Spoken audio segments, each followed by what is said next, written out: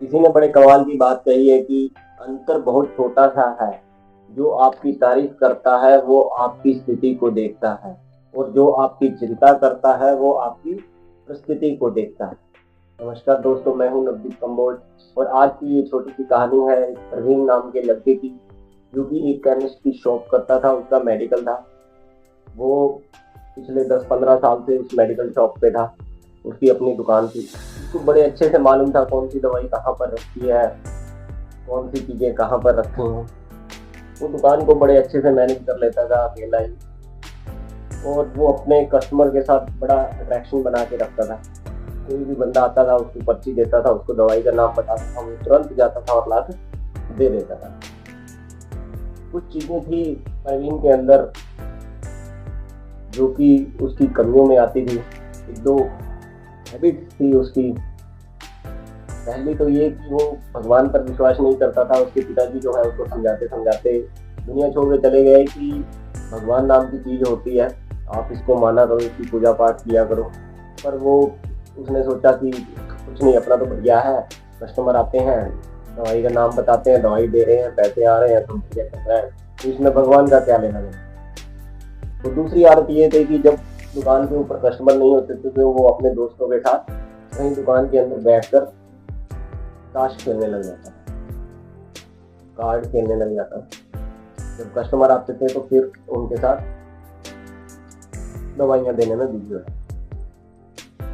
तो एक बार क्या हुआ कि शाम का टाइम था, बाहर बारिश हो रही थी, उसके कुछ दोस्त आ गए, कस्टमर थे नहीं। वो दुकान पे जाने ही वाले थे कि उसके दोस्त आ गए और उन्होंने कहा चलो थोड़ी देर खेल लेते हैं, अभी घर से जाया नहीं जाएगा, बारिश हो रही है।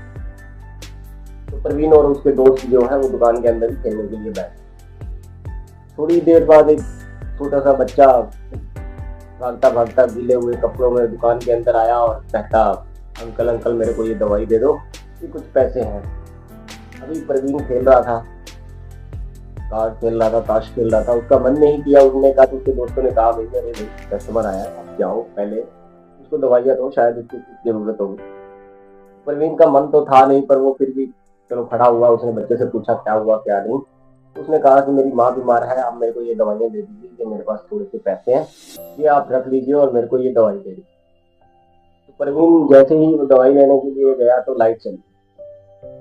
अब कुछ तो उसका मन नहीं था, कुछ ऊपर से लाइट चली। उसने सोचा क्या दिमाग खराब किया लड़के ने यार, पता नहीं क्या है क्या नहीं है। तो उसने जैसे न जैसे करके एक दवाई उठाई और उसको बच्चे को दे दी।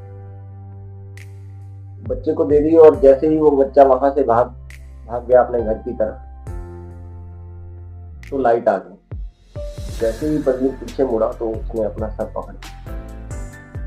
उसने अपना सर पकड़ लिया, वो दुकान के अंदर बैठ गया और ऐसी हालत हो गई उसकी। उसने सोचा कि जो उसने दवाई वो लड़के को दी है, तो चूहे मारने की दवाई, अब क्या हुआ, अब क्या होगा। वो बच्चा तो छोटा बच्चा है, ये उसको जानता नहीं पहचानता नहीं, कौन है कौन नहीं, कहाँ से आया। और वो जाके अपनी माँ को वो दवाई दे देगा और उसकी माँ तो दुनिया से वैसे ही चली जाएगी।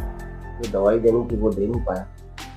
तो इसको अपने पिताजी की बात याद आई कि पीछे दुकान के अंदर एक श्री कृष्ण की फोटो रखी हुई है। जब भी आपको कोई दिक्कत आए तो उसके आगे हाथ जोड़ के उनको अपनी परेशानी का कारण बताना, वो जरूर तेरा हल करेंगे।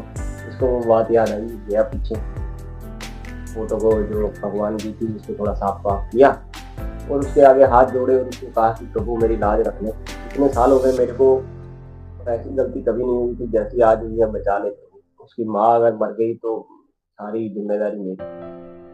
तो इसने अभी हाथ जोड़े ही थे कि इतने में वो लड़का दोबारा से हाँफता हुआ दुकान पर आया और कहा तो मेरे की दवाई दे।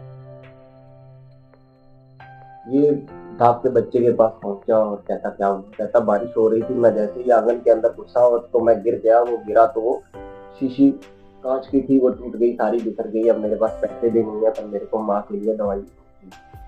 तो इसने बिना कुछ सोचे समझे वो शीशी उठाई और वो बच्चे को दे दी और कहा कि आप अपनी माँ का इलाज करवाओ, ये तो मेरे को पैसों की जरूरत है, आप जाके ये दवाई दे दो, कुछ और चीजें होगा तो आप आके ले जाना।